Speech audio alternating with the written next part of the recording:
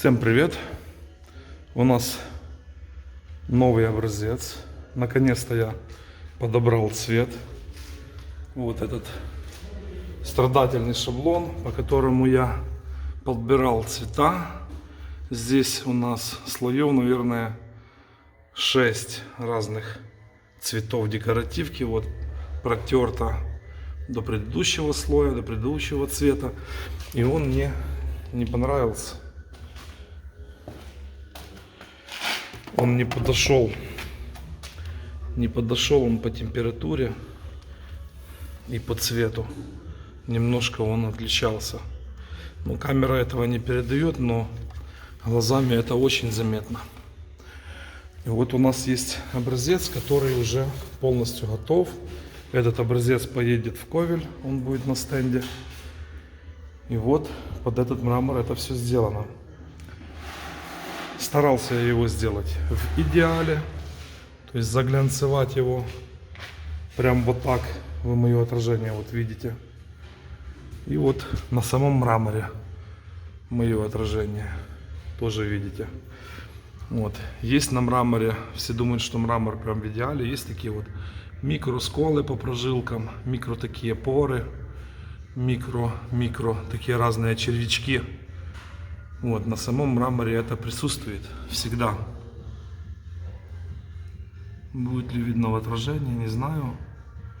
Ну, это все есть вот такие вот микро поры.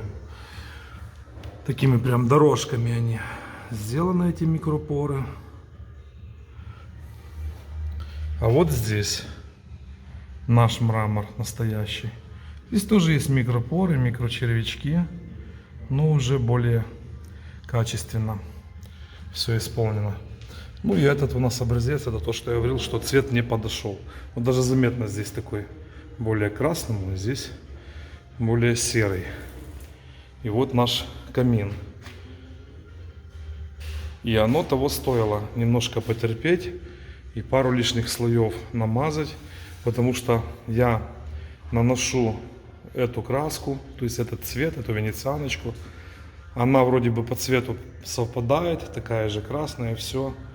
Начинаю ее, полировать, начинаю ее глянцевать, и она уходит или в зелень, или в синее, или еще куда-то. И я скажу, что и этот цвет, он не есть идеально, не совпадает с этим. То есть это надо было еще немножко поиграться, и оно бы прям в идеал совпало, но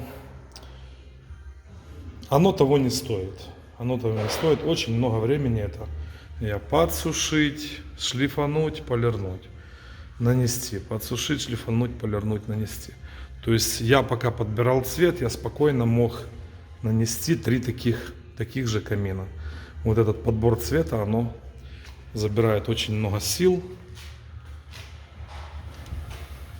Ну и вот сам глянец, как любят на видео снимать, вот так скользь стеночку показывать. Вот смотрите, какой глянец. Вот даже здесь на плохом этом образце, который не имеет отличного глянца, тоже глянец какой отличный. Но вот чтобы мастера показывали вот так свой глянец, вот я стою, вот отражение фонаря, отражение, не знаю, будет видно, отражение телефона, вот отражение телефона.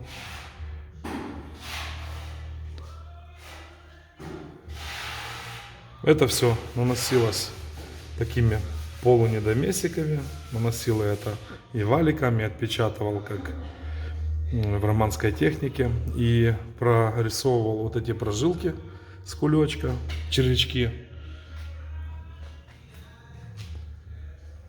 Хоть эти червячки не так здесь видны, но они в некоторых местах есть выраженные, и мы решили червячки оставить, только сделать их немножко уйти к гранатовому цвету. Они просто коричневые, а мы уйдем уже к гранату. И оно тогда будет сочетаться с этим мрамором. Ну, пишите, как вам сочетание вот этого образца и вот этого. То есть задача стояла у меня, заказчики дали задачу, чтобы я максимально подобрал по цвету, по структуре самого рисунка. Я максимально старался подобрать. как, можно сказать, как умею. Ну, конечно, если экспериментировать, то можно прям идентично сделать, как здесь. Но, опять же говорю, оно того не стоит. Я езжу за 150 или за 160 километров от своего города сюда на работу. И слишком экспериментальным временем не располагаю. Мне нужно здесь сделать и ехать дальше. То есть в своем городе делать декоры. Вот. Кому такой декорчик нравится, ставьте свои лайки. Пишите, конечно же, в комментариях, что вы думаете о венецианочке Бенедик от компании Фейдал. И до новых встреч. Делайте красиво и живите богато.